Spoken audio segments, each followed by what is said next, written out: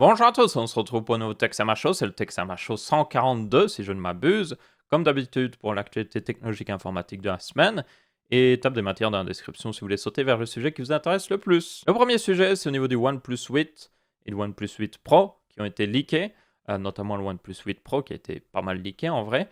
On a, bon évidemment, des confirmations de ce qu'on savait, donc Snapdragon 865, tout le tralala, ça c'est toujours garanti, mais aussi les nouveautés. Au niveau des nouveautés, bon, on a un changement surtout, c'est que OnePlus a abandonné la caméra pop-up qui sortait du OnePlus 7 Pro, notamment, pour justement avoir une caméra en trou, donc avec un petit trou dans l'écran, ce qui selon moi est un peu une régression. Après, chacun son avis, mais personnellement, je trouve que c'est plus pratique d'avoir une caméra pop-up, surtout que ça a été prouvé que ces caméras pop-up tenaient plutôt bien. Après, il y a une autre raison peut-être pour laquelle c'est le cas, on verra juste après. Oui, c'est un petit peu dommage, quoi qu'il arrive, d'avoir justement une perte pareille, parce que pour beaucoup de gens, c'est bien de pouvoir utiliser pleinement son écran, et quand on a justement un trou pour une caméra en plein milieu de l'écran, ça le fait pas de trop, alors que la caméra pop-up réglait totalement ce problème-là. Donc ouais. On a aussi du coup enfin l'arrivée du chargement sans fil, vu que depuis je ne sais combien de OnePlus, on a un arrière en verre. Et il n'y avait pas de chargement sans fil, ce qui est un petit peu une perte. Je ne sais pas s'ils ont toujours pas rajouté. Il y avait pendant un moment, ils n'avaient pas de NFC. Est-ce qu'ils ont rajouté le NFC depuis? Je ne sais même plus. Je regarde sur le OnePlus 7T. Oui, il y a bien le truc NFC. Ok. Je me souvenais plus parce que pendant de longues années, ils n'avaient pas de NFC sur le OnePlus. Donc l'arrière en verre pouvait servir aussi pour le NFC, hein, pour information. Mais bon, c'est quand même cool de voir le chargement sans fil pour ceux qui trouvent ça intéressant.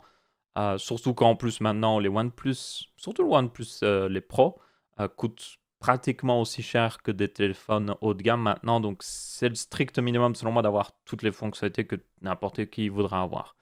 Donc ouais. On a aussi du coup le passage à du 120 Hz sur le Pro, pas sur le 8 normal. On a toujours un écran, il me semble qu'il n'était pas très loin de cette taille-là, de 6,788 pouces. Oui, c'est très précis. Presque 6,8 pouces si vous préférez. Et évidemment, pas de jack ni rien, ça c'est garanti. Port USB type C. Et au final, c'est la plupart des changements. Au niveau des autres specs, évidemment, vous devez bien vous en douter. Beaucoup de RAM. On a jusqu'à de la LPPDR5 sur le Pro et de la LPPDR. C'est compliqué à dire des fois. LPDDR4X sur le OnePlus 8 normal. Tous les deux ont le Snapdragon 865 qui supporte aussi la 5G pour information. Après, c'est pas sûr qu'ils aient les. Pour information, pour la 5G, vous avez différents spectrums. Dans la 5G, vous avez un spectrum en dessous de 6 GHz qui est très classique, qui ressemble beaucoup à la 4G au final, un petit peu amélioré. Et puis vous avez évidemment la 5G à 50 GHz ou autre chose. Et ça requiert des antennes spécifiques qui coûtent très cher et que je suis pratiquement sûr ne seront pas installées sur OnePlus 8 parce que, par exemple, le dernier Samsung Galaxy S20, sur certaines éditions, n'a pas ces antennes-là. Il n'y a qu'aux États-Unis, il me semble qu'ils ont ces antennes-là. Si vous avez la version européenne, je suis pratiquement sûr qu'ils n'ont pas ces antennes-là. Donc ouais, c'est pour dire. Elles coûtent très cher. Euh, donc ouais, ne vous attendez pas à de la méga 5G ou autre chose. C'est ce que je veux dire. Ensuite, au niveau des appareils photo d'ailleurs, bon, ça c'est une petite nouveauté aussi. Enfin, ils ont tweaké un petit peu l'arrangement de ce qu'ils avaient d'habitude. Après, c'est le genre de truc où si vous lisez juste les specs, vous êtes en mode ouais, ça veut juste rien dire. Ça veut juste rien dire. Parce que il faut voir ce que ça donne réellement. On a deux capteurs de 48 mégapixels pour l'angle normal, le grand angle. On a aussi un téléphoto, il me semble que lui, le téléphoto, c'est lui qui doit être à 8 mégapixels, je suis même plus sûr. Et puis le capteur de 5 mégapixels, je sais même plus c'était lequel celui-là. Ouais, c'est bien ça. D'ailleurs, le téléphoto est bien en x2. Et du coup, ce capteur de 5 mégapixels est là pour enregistrer des données liées à la couleur. Je veux dire, le capteur normal permet de faire ça aussi, mais bon, ça me paraît un peu bizarre. Il y a certaines marques qui font aussi. Ouais, selon moi, 3 capteurs suffit amplement. Un grand angle, l'ultra grand angle et le téléphoto, ça couvre à peu près tout ce que vous pourriez faire avec votre téléphone. Du coup, avoir un capteur qui... Bon, il faudra voir ce que ça donne. Si ça donne des bien meilleures couleurs et des bien meilleures photos, génial. Il n'y a aucun problème derrière. Le OnePlus 8 normal, lui, n'a que le capteur de 48 mégapixels. Son téléphoto n'est que de 16 mégapixels. Enfin, son grand angle, ultra grand angle, n'est que de 16 mégapixels. Et son téléphoto descend à 2 mégapixels. Ce qui est pas grand chose, on va être honnête. Caméra frontale est la même pour les deux. D'ailleurs, le OnePlus 8 devra aussi avoir le trou dans l'écran pour avoir la caméra frontale.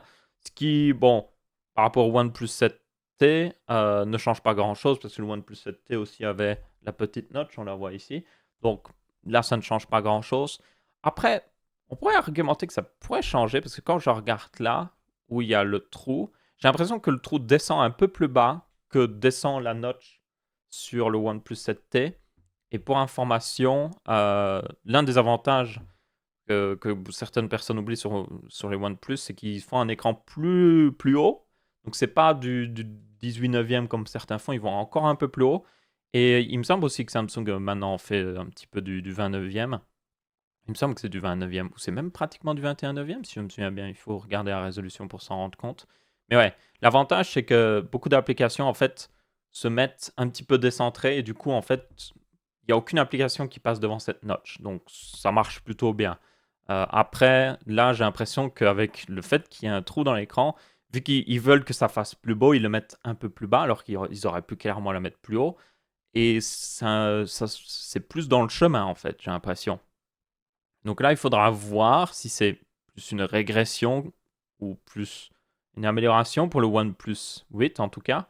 Pas le OnePlus 8 Pro, parce que là, selon moi, c'est directement une régression. Mais bon, il faudra voir pour le OnePlus 8 par rapport au OnePlus 7T si c'est un petit peu désavantageant ou si c'est juste un petit peu dommage d'avoir justement cette intrusion de la caméra plus en avant comme ça.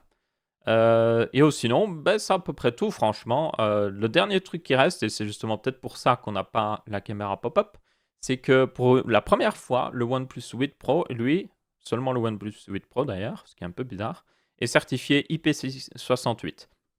Et pour info, la certification, les OnePlus 8 étaient déjà résistants à l'eau en réalité. C'est juste qu'ils n'étaient jamais certifiés. Pourquoi cette certification coûte de l'argent à avoir? Donc il y a certaines marques qui délibérément prennent le choix de ne pas le faire certifier et qui mettent quand même tout ce qu'il faut pour résister aux dégâts d'eau et tout ça. Et ouais, là, ils l'ont fait certifier pour de vrai. Et du coup, c'est la meilleure certification, hein, IP68. On avait déjà vu dans un Texas Show précédent. Il faudra voir évidemment, bon, comme on l'avait dit aussi dans les précédents Texas Show, c'est que cette certification s'arrête à une limite pas très grande. C'est-à-dire que pour être IP68, donc c'est résistance totale à la poussière, ça c'est pas très compliqué, et aussi résister pendant une demi-heure, si je me souviens bien, sous 1 mètre de profondeur, c'était ça pour le 8. Et c'est la meilleure certification. Mais vous avez déjà des téléphones qui prouvent qu'on peut aller plus loin. Vous avez par exemple Apple qui sur ses iPhone Pro permettent de résister pendant encore une fois plus d'une demi-heure sous 2 mètres d'eau. Il y a beaucoup plus de pression sous 2 mètres d'eau. Donc ouais, il faudra voir ça on le verra dans la présentation officielle. Ils diront oui, il résiste autant à autant de profondeur. Mais du coup, c'est peut-être pour ça qu'on n'a pas la caméra pop-up. Parce que la caméra pop-up, c'est une entrée pour l'eau. C'est là où l'eau peut rentrer et tout ça. Donc, vu qu'ils voulaient certainement avoir une certification, peut-être qu'ils ont fait des études de marché, qu'ils se sont rendus compte que certaines personnes n'achetaient pas les OnePlus parce qu'ils n'étaient pas certifiés officiellement et ils se sont dit, bah ouais, on va faire ce sacrifice-là. Personnellement, je sais pas quoi dire parce que selon moi, déjà, beaucoup de téléphones qui ne sont pas certifiés mais qui ont quelques protections par-ci par-là sont largement résistants à l'eau. Je connais pas beaucoup de gens qui s'amusent à se lancer, enfin aller sauter dans la piscine avec leur téléphone. Donc ouais, ça me paraît un peu dommage. Enfin bref. Donc voilà. Et c'est à peu près tout au niveau de ces specs. Donc on verra bien. La batterie aussi, 4500 mAh, 4300. D'ailleurs, ils ont mis MPX. 4300 mégapixels, la vache, c'est une sacrée batterie. Petite faute de frappe ici. Bon, je ne peux pas leur en vouloir parce que j'en fais souvent aussi. 4300 mAh, c'est une augmentation par rapport au OnePlus 7T. Donc ça, c'est plutôt cool à voir. Par contre, le Pro, il me semble qu'il est à peu près dans la même... Ouais, c'est à peu près la même chose. Le OnePlus 8 devra avoir une meilleure batterie, à mon avis, parce qu'il a un écran Full HD+, et il est à 90 Hz. Et personnellement, je trouve que... je viens du monde des PC où on a des écrans 120 Hz, j'ai même un écran 165 Hz ici, j'ai un ordi portable avec un écran 240 Hz. Je peux vous dire que bon, c'est cool tout ça, mais c'est encore plus cool de pouvoir l'utiliser. Et pour moi, sur le OnePlus 7T, 90 Hz, c'est largement suffisant. Donc ouais, je pense que c'est un bon compromis. Et je pense que plus de marques devraient au moins fournir l'option de mettre l'écran à 90 Hz parce que c'est fluide, c'est plus fluide que 60 Hz, mais c'est pas beaucoup plus que 60 Hz au point même que ça va littéralement foutre en l'air la batterie. Donc ouais, faudra voir. Ensuite, d'autres leaks, encore une fois. Bon, ça c'est sur l'iPhone, c'est normal qu'il y ait des leaks. L'iPhone 9 qui arrive pour bientôt. Bon, ils disent qu'il y a un embargo le 5 avril, mais je pense que vous pouvez regarder votre calendrier. Même moi, j'ai tourné cette vidéo après le 5 avril. Et il n'y a toujours rien, donc ouais. Ce qui est intéressant avec ce téléphone, toutefois, c'est que c'est l'un des derniers, on peut le dire, téléphone haut de gamme de petite taille. Bon, normalement, il devrait avoir une taille de 4,7 pouces, mais avec le design de l'iPhone 8. Donc, on verra bien si c'est réellement le cas. Mais ouais, c'est l'un des derniers petits smartphones haut de gamme qui existent sur le marché. Et selon moi, il a tout à fait sa raison d'exister. Donc, il faudra voir si ça se confirme tout ça déjà. Ça devait, comme il disait, l'embargo le 5 avril, donc on verra bien. Mais c'est imminent la sortie. C'est un peu comme l'iPod Pro qu'ils ont juste sorti comme ça, de nulle part, fin du mois de mars. Donc, à mon avis, ça va être la même chose. C'est d'un coup, ils vont dire: ah, ok, il est disponible, voilà. Vu qu'évidemment, ils ne font pas de présentation en ce moment. Il y a évidemment des constructeurs aussi de protection qui ont commencé à sortir des protections pour, ce qui permet de montrer que il arrive en quelque sorte. Bien souvent, ces fabricants de coques sont en Chine, et je vous rappelle qu'en Chine, on fabrique les iPhones, donc c'est pour ça que bien souvent, ils ont déjà des châssis de l'iPhone, du prochain iPhone, sous la main qu'ils peuvent utiliser pour faire justement toutes leurs coques. Donc ouais, pas très étonnant de voir ça. Mais s'il y en a qui commencent à arriver, c'est que le téléphone est très proche de la sortie, forcément parce qu'ils préparent justement leur coque pour la sortie officielle du smartphone. Donc il aurait d'ailleurs une puce A13, il serait moins cher. Après, ne vous entendez pas, c'est un iPhone, hein, et donc il sera aux alentours de 500 euros, ce qui est, oui, moins cher, hein, mais après, voilà. Mais après, une puce A13, c'est quand même, c'est du bon, quoi. Je voudrais pas déconner, mais euh, la puce A13 d'Apple est toujours plus puissante, même que dans certains cas, pas dans tous les cas, que le Snapdragon 865. Donc, si vous êtes vraiment en mode je veux un petit téléphone, franchement, vous n'avez pas énormément de choix. Il y a d'autres constructeurs Android évidemment qui ont toujours des petits téléphones. Enfin, petits téléphones, hein, parce que maintenant, petit téléphone au niveau d'Android, c'est genre 5,5 pouces. Hein. Pour eux, c'est petit téléphone.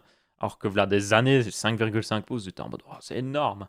Bon, après, évidemment, la bordure sur le long des écrans est devenue beaucoup plus fine. Donc, ça permet d'avoir littéralement, on pourrait reprendre un vieux téléphone de là je ne sais combien d'années, le mettre à côté d'un téléphone qui a un écran de 6,6 pouces maintenant, et vous verriez qu'au final, ils sont à peu près de la même taille, franchement. Ils sont un peu plus hauts maintenant, vu qu'on est passé à un format plus large au niveau de l'écran, mais ouais. Dans tous les cas, ouais. Selon moi, c'est intéressant. C'est pas intéressant pour moi, je suis très honnête. Moi, je serais pas intéressé par un tel iPhone ou autre chose.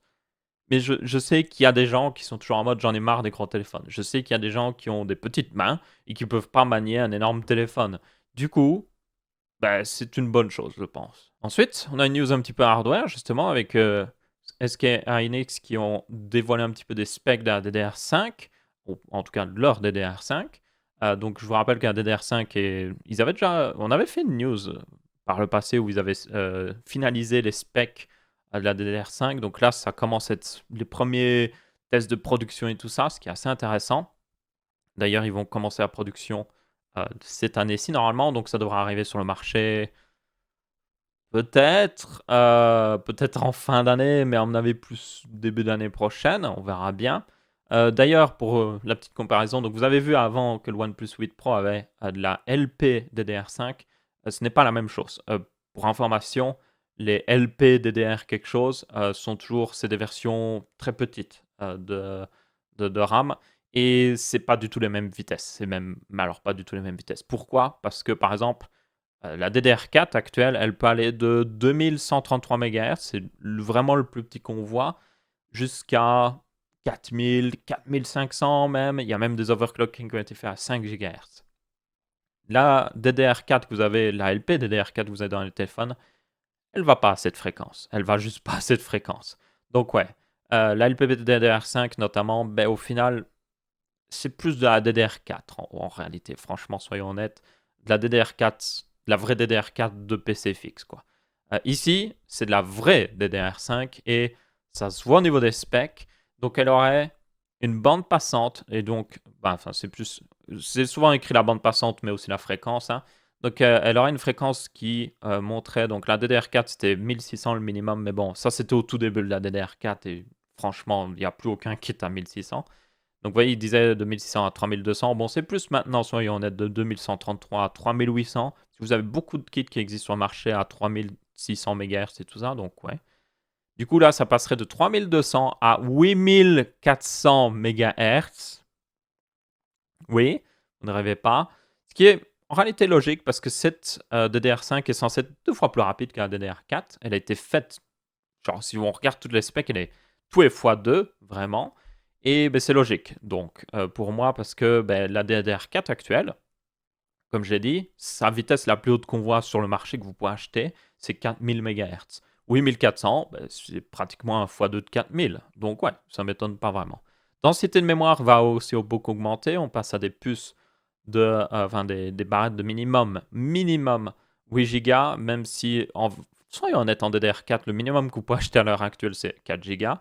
Donc encore une fois, x2. Mais ça veut dire aussi qu'on a des barrettes maintenant qui feront 32 Go. On en a en DDR4, mais ça, c'est supporté officiellement, on va dire un peu. Et puis jusqu'à 64 Go par barrette, ce qui est énorme. Aussi, un truc assez nouveau. Comme vous pouvez voir, Hyundai ECC. Et pour ceux qui connaissent la mémoire ECC, vous êtes en mode, attends, oui, non, oui. Donc ouais, il y aurait justement des systèmes de vérification d'erreurs directement sur la DDR5. Donc c'est ce que vous avez sur la mémoire ECC. Et du coup, oui, vous l'auriez sur la DDR5, ce qui est assez étonnant pour information. À voir si ça vaudra vraiment la peine. Selon moi, ça ne fait pas de mal d'en avoir pour éviter certaines erreurs qui peuvent arriver de temps en temps quand même. Ensuite, on passe de 16 banks à 32 banks. Je ne sais plus exactement ce que c'est les banks, je vais être très honnête. Ce n'est pas... Est-ce que c'est le nombre de puces? Ça doit être le nombre de puces peut-être, éventuellement. Ça doit être quelque chose comme ça. Ouais, 32 banks séparés en 8 groupes. Ça doit être les puces, forcément. Ouais, c'est les puces. C'est pas des banks que vous pouvez acheter dans un jeu vidéo ou autre chose, je ne sais pas quoi. Le voltage diminue aussi à 1,1 volt, ce qui n'est pas très étonnant. Le VPP, je ne sais plus ce que c'est exactement, je vais être très honnête. Je ne suis pas un expert en RAM. Et puis il y a d'autres spécifications un petit peu obscures que je ne sais pas trop. Ce que je sais par contre, c'est que ouais, ça va être très rapide. Ça va certainement beaucoup aider aussi AMD sur certains points qui ont toujours un petit peu pas des problèmes, mais ça les aidera vraiment d'avoir une meilleure mémoire parce ils en sont très dépendants avec l'Infinity Fabric encore. Donc ouais, c'est une très bonne chose pour tout le monde quoi qu'il arrive. Si vous avez aussi des processeurs Intel, ce sera une bonne chose aussi. Mais bon. Donc ouais, là on voit encore d'autres specs qui s'amusent à montrer la bande passante maximum de la DDR5 qui sera à 38,4 Go BPS, contrairement à la DDR4 qui était à 25. Encore, là, c'est de la DDR4 à 3200 MHz, on en a mieux maintenant. Et là, c'est de la DDR5 par information à 4800 MHz, parce que oui, au début, ça va être... Au début, elle sera même... Les premiers kits de DDR5 seront à 3000, 4000 MHz, certainement. Donc, ne vous attendez pas à un saut en performance directement aux 8000 MHz, hein. Donc, ouais. Et du coup, ben, ça, c'est un petit peu l'implication de... On va dire, enfin, ce que va faire SK Hynix, qui est un des 3 fabricants de mémoire. Je vous rappelle, vous avez aussi Samsung et Micron, voilà, qui sont aussi des fabricants de mémoire et qui eux aussi vont faire un petit peu leur propre version de la DR5. Bon, ça devrait être très similaire au niveau des specs. Donc ouais, et aussi au niveau des prix. Et ce ne sera pas du tout parce qu'ils se sont entendus pour que les prix soient exactement les mêmes. Non, non, non, non, ne vous inquiétez pas. Ce que ça veut dire aussi, c'est que si vous êtes... pour ceux qui s'inquiéteraient peut-être, oh, je viens d'acheter une nouvelle carte mère pour AMD, tout ça. Dites-vous que la DDR4 va être encore utilisée pendant un petit moment. Et surtout, ça veut dire que le prix de la DDR4 va certainement chuter. Et du coup, vous pourrez en acheter pour pas cher. Et puis, il va réaugmenter parce qu'il n'y en aura plus beaucoup sur le marché et que ce sera presque plus fabriqué. Donc, ouais. Dans tous les cas, ouais. Ils vont certainement aussi en profiter pour... À la sortie de la DDR5, ça coûtera plus cher que la DDR4, forcément. Donc ça, ils vont certainement en profiter. Normalement, Zen 2, enfin Zen 2, non, Zen 3 qui doit sortir vers la fin d'année. Donc les processeurs, la prochaine génération de processeurs d'AMD, normalement n'utilise pas de DDR5. Enfin, c'était pas encore vraiment confirmé. Donc ne vous inquiétez pas là-dessus si vous êtes en mode hey, est-ce que j'aurai la possibilité d'upgrade mon 3600X ou mon 3600? Probablement oui. En parlant de processeurs, on en arrive à une news au niveau de Intel, qui a maintenant on a la full spec, enfin les full specs de la génération 10. Donc ça, c'est pas les versions mobiles, hein. Ici, on parle des versions PC fixe. Donc, notamment le nouveau Core i9 10 20 threads à 3,7 GHz de base. On avait vu un petit peu ce genre de truc, mais là, on a le full listing. Ce qui, selon moi, les plus intéressants, ce serait ce Core i7 10700K, qui est du coup un Weaker 16 threads 3,8 GHz, qui est très similaire maintenant au i1000 900, 900 le i1000, oui. Le i9 9900K actuel, mais il coûtera certainement moins cher, donc ça c'est plutôt cool. Et aussi ce Core i5 qui est vraiment intéressant, le Core i5 10600K et aussi la version KF qui tourne à 4,1 GHz de base, peut booster jusqu'à 4,8 sur un seul cœur et 4,5 sur tous les cœurs, mais après c'est une version overclockable, donc on pourra la pousser plus haut et qui du coup fait est à 6 cœurs, 12 threads. Et ça devrait être un processeur qui devrait coûter vers 300 euros, un petit peu moins de 300 euros. Donc un concurrent direct au 3600X, même si il sera un peu plus cher que le 3600X en réalité. Donc c'est pour ça qu'il y aura aussi les i5 10500 et 10400 qui, eux, surtout le 10400, auront une plus basse fréquence, mais coûteront moins cher. Et aussi normalement une enveloppe thermique un peu plus basse. Pour information, je rappelle encore une fois que c'est toujours basé sur le processus de gravure 10 nanomètres qu'on a depuis je ne sais combien d'années et que c'est du coup c'est 10 nanomètres plus et que c'est à peu près tout franchement. C'est très similaire au final à la 9e génération, on a un petit peu d'amélioration par-ci par-là. On passe à 10 cœurs évidemment sur l'ultra haut de gamme. Donc il faudra voir si ça aide justement Intel par rapport à AMD. Il faudra voir aussi s'ils prévoient de baisser les prix par rapport à AMD pour un peu plus faire de concurrence. Je vous rappelle que c'est ce qu'ils avaient fait avec leur nouveau haut de gamme, avec notamment les 18 cœurs, 16 cœurs et tout ça, qui avaient baissé pas mal de prix pour se mettre plus en rapport avec AMD. Même si AMD avait sorti Threadripper 2 et avait juste tout détruit, tout ça, et que le 3950X coûte moins cher à l'heure actuelle que le plus haut de gamme des processeurs Intel, et pourtant arrive à quand même le battre. Donc, il faudra voir. Mais dans tous les cas, oui. Ça, c'est de toute façon de la concurrence et des nouveaux processeurs qui vont faire bouger les choses sur le marché. Donc, c'est meilleur pour tout le monde d'avoir justement plus de choix. Et à l'heure actuelle, vu que Zen 2 rattrape tellement de retard par rapport à Intel et que les processeurs Intel actuels commencent à être un petit peu vieux, ça fait un moment qu'ils sont sortis, ça fait du bien d'avoir justement des nouveautés, des pseudo-nouveautés, on va dire. Surtout sur le haut de gamme, bon, ma foi, on passe à 10 cœurs. Moi, ce qui m'intéresse vraiment plus, c'est ce Core i7 par contre. Il passe maintenant à Weaker 16 threads, ce qui pourrait être vraiment un gros avantage. Et aussi le Core i5 qui est très intéressant selon moi. On verra ce que ces deux-là feront. J'essaierai de voir à avoir un exemplaire de test, bien évidemment, mais après, aucune garantie. Mais du coup, ouais, comme ça, je pourrais tester pleinement. Ensuite, une autre news totalement différente ici, c'est Asus qui a montré, qui donnerait l'option plutôt, selon la vidéo en tout cas, d'avoir des ordinateurs portables refroidis avec du liquide métal. Donc, pour information, le liquide métal, donc du métal liquide littéralement, c'est un métal, je ne sais plus c'est quoi le nom du métal, mais c'est un certain métal qui, pour information, devient liquide à température ambiante en fait. Et c'est comme n'importe quel métal. Il est conducteur déjà d'électricité, mais aussi très bon conducteur de chaleur.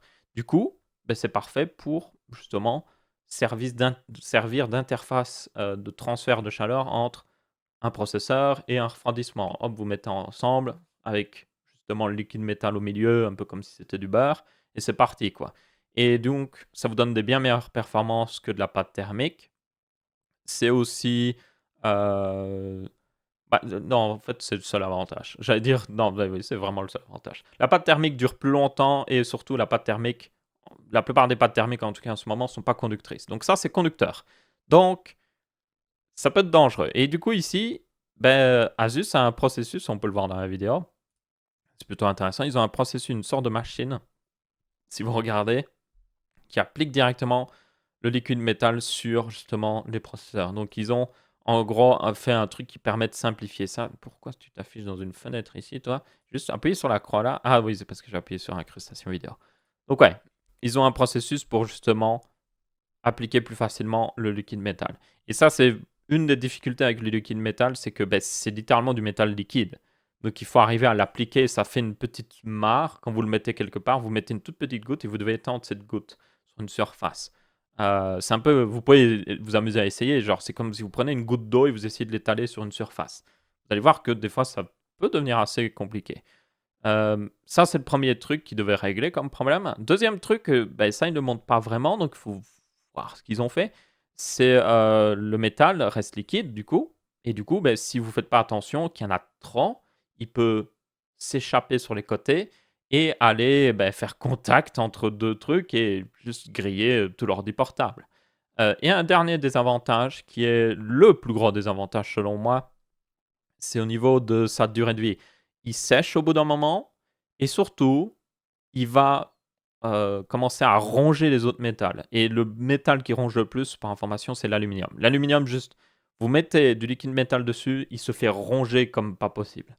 Heu, Heureusement, dans la plupart des cas, maintenant les refroidisseurs, enfin la plupart des refroidissements utilisent du cuivre, souvent du cuivre avec une finition en nickel ou autre chose et là, ça résiste plutôt bien, mais ça ronge quand même petit à petit, la surface du métal. Il y a déjà des tests qui ont été faits par pas mal de youtubeurs là-dessus, ça ronge vraiment. Du coup, il faudra voir comment Asus a réglé, enfin, s'ils ont pris des précautions par rapport à ça, notamment empêcher que ça puisse sortir, s'ils mettent bien la bonne quantité, s'ils ont mis peut-être un joint sur le côté, littéralement, pour empêcher que le liquide métal puisse sortir. On peut y arriver sans trop de problème. Il y a des techniques qui marchent très bien pour justement créer une barrière pour le liquide métal, notamment le vernis.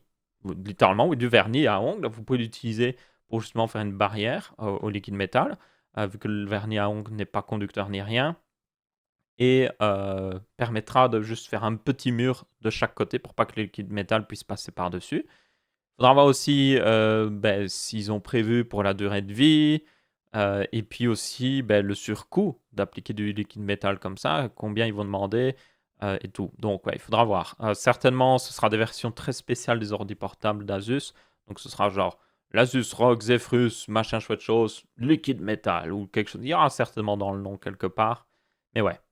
Et pour ceux qui se demandent pourquoi faire tout ça, parce que ça donne réellement des meilleures performances. Tous les tests qui ont été faits sur le liquide métal, surtout dans les ordi portables, ça permet de vraiment améliorer les performances. Après, selon moi, soyons honnêtes, le liquide métal est certainement l'une des meilleures interfaces pour transférer la chaleur entre un refroidissement et un processeur, mais une bonne pâte thermique, une très bonne pâte thermique haut de gamme, n'est pas si loin que ça. Elle est clairement moins performante, mais elle n'est pas si loin que ça. Et elle est surtout bien meilleure que de la pâte thermique de base. Donc selon moi, ils pourraient, enfin, peut-être qu'ils le font déjà, hein, je ne sais pas, mais selon moi, tous les autres constructeurs en tout cas devraient prendre exemple. C'est au lieu de mettre peut-être du liquide métal, c'est peut-être mettre juste une meilleure pâte thermique en fait, mettre la meilleure pâte thermique qu'ils peuvent trouver sur le marché, s'associer avec un bon constructeur de pâte thermique réputé sur le marché et en mettre sur leur ordi portable et même faire en sorte que c'est un argument de vente. Il y a quelques marques qui l'ont déjà fait, j'avais déjà vu des petites news passer là-dessus, mais pour la plupart, je peux vous garantir que bien souvent, si vous prenez un ordi portable ou une carte graphique d'ailleurs, vous la démontez, vous enlevez la pâte thermique, vous mettez de la meilleure, d'une bonne marque, vous allez gagner en température. Alors pour certains trucs, c'est pas hyper important, soyons honnêtes. Genre une carte graphique dans un PC fixe, moins important. Un ordi portable, par contre, chaque degré est hyper important. Du coup, ouais, ça vaut la peine. Un dernier truc aussi qui peut être fait, et ça, Asus pourrait aussi le faire, il me semble qu'ils le font en partie. Il y a certaines marques, encore une fois, qui le font. Après, c'est plutôt rare quand même. C'est de tout simplement down-clocker, enfin plutôt down-volter votre ordinateur, surtout votre processeur. Donc, en gros, vous réduisez le voltage du processeur et ça lui permet de toujours normalement atteindre les mêmes fréquences, mais surtout de chauffer beaucoup moins. Alors, c'est pas possible sur tous les processeurs. Le faire trop peut apporter de l'instabilité, donc c'est pour ça qu'ils ne le font pas toujours. Et du coup, c'est quelque chose qui doit être fait pour chaque ordi portable, parce que chaque processeur va réagir différemment. Il y en a un qui va pouvoir se descendre de peut-être un énorme, genre un 0,1 volt, alors que d'autres, ce sera plus genre 0,05 volts, vous voyez? Ça va varier énormément d'un processeur à l'autre.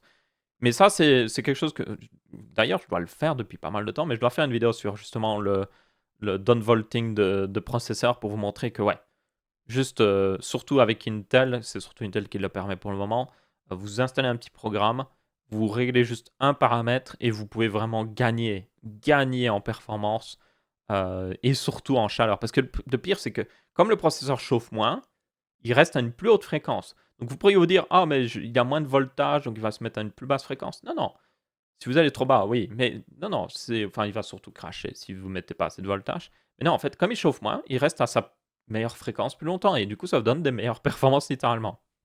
Et aussi moins de bruit, moins de chauffe.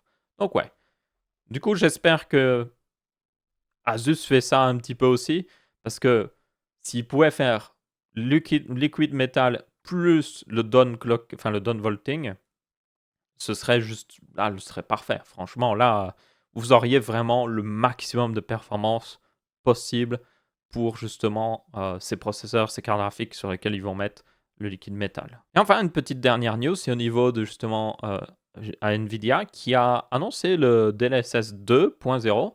Donc, je vous rappelle, le DLSS, c'était une technologie d'NVIDIA, qui permettait de faire le rendu d'un jeu à une plus basse résolution, par exemple 1080p.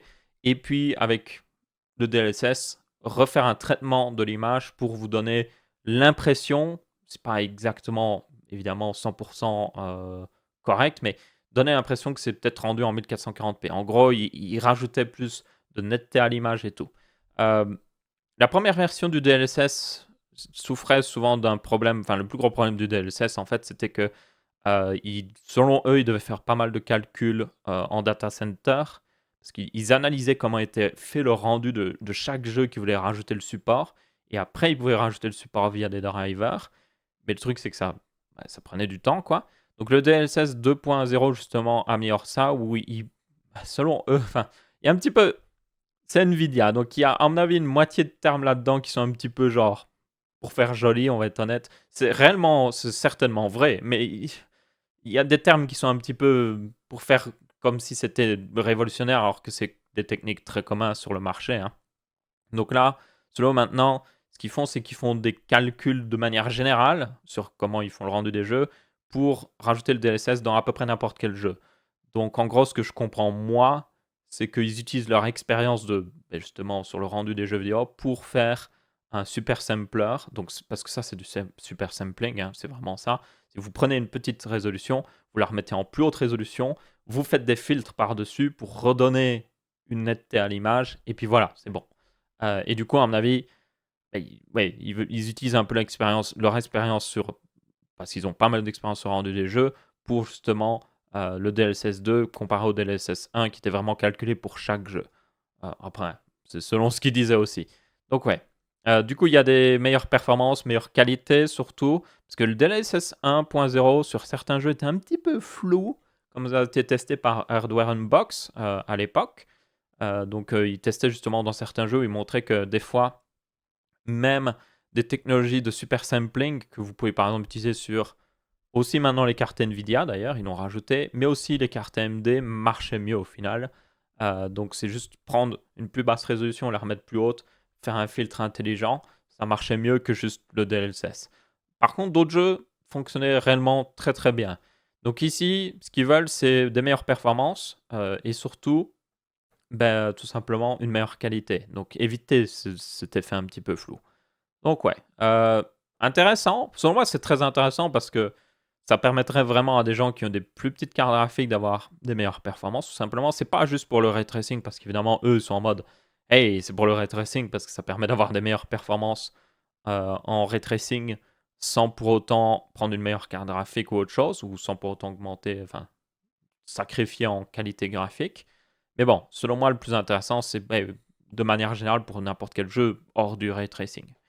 Tenez compte toutefois, encore une fois, le DLSS 2.0 doit être rajouté individuellement dans chaque jeu. Ça devrait être plus rapide vu que ce sera moins calculé pour chaque jeu, mais ça prendra quand même du temps. Il me semble que jusqu'à maintenant, vous avez Control qui le supporte et aussi je ne sais plus quel autre jeu. Pour information, j'ai eu des clés pour ces deux jeux-là pour pouvoir tester le DLSS 2.0, donc je ferai certainement une vidéo dessus parce que selon moi, c'est intéressant comme technologie. Mais si j'ai la possibilité aussi, je vous ferai la comparaison avec justement le... Bah, il me faudra une carte AMD aussi. Si j'avais une carte AMD, je pourrais vous montrer le image sharpening d'AMD qui permet de faire un petit peu le même genre de choses. Après, dites-vous que c'est quand même pas vraiment exactement la même technologie. C'est pas fait exactement de la même manière. Par exemple, AMD, eux, ils le font de manière un peu plus classique. Ça reste du sharpening, comme ils le disent, mais intelligent. Donc, c'est-à-dire qu'ils évitent de le faire à des endroits où ça pourrait créer de l'aliasing, tout simplement. Genre une ligne électrique qui passe dans le ciel. Ils évitent de le faire trop, ou sinon ça ferait genre vraiment, vous verriez la ligne électrique en dents de scie, vraiment. Donc ils le font intelligemment. Ici, le DLSS aussi, ben, le fait encore plus intelligemment, normalement, vu que ça utilise les Tensor Core que vous avez sur toutes les RTX. Après, encore une fois, à tester. Je testerai, vraiment. DLSS, à mon avis, je ferai rendu de base, DLSS 1.0, DLSS 2.0, parce que normalement, Control supporte le DLSS 1.0, si je ne m'abuse. Après, je sais même pas si on peut encore l'activer dans le jeu. Je ferai une comparaison, quoi qu'il arrive, pour voir ce que ça donne. Et du coup, c'est à peu près tout pour ce Texama Show aussi. Je viens de remarquer que j'avais même pas allumé mes lampes comme d'habitude, genre. Attendez. Voilà, c'est plus comme d'habitude maintenant. Bon, c'est peut-être un peu trop tard. Bref, dans tous les cas, merci à tous d'avoir regardé ce Texama Show aussi. J'espère que vous avez bien apprécié. Comme d'habitude, n'hésitez pas à laisser votre avis, que ce soit en pouce bleu, pouce rouge ou en commentaire. On se retrouvera pour un prochain Texama Show. Je vous dis ciao, ciao.